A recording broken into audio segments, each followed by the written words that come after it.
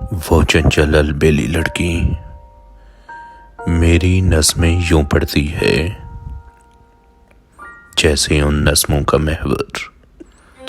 اس کی اپنی ذات نہیں ہے، یعنی اتنی سندر لڑکی اور کوئی بھی ہو سکتی ہے، جیسے اس کو علم نہیں یہ ساری باتیں اس کی ہیں، ساری کھاتیں اس کی ہیں،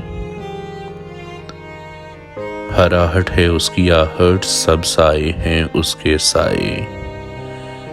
سارے محمل اس کے ہیں، ہر خوشبو ہے اس کی خوشبو، سب چہرے ہیں اس کے چہرے،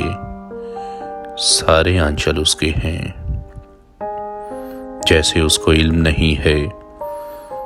اس لڑکی کے سارے کام سارے نام اسی کے ہیں، ہر کھڑکی ہے اس کی کھڑکی، سارے بام اسی کے ہیں، اس لڑکی کے نام سے میں نے جو کچھ اپنے نام لکھا ہے اس سے ہی منسوب ہوا ہے، شاید میرا وہم ہو لیکن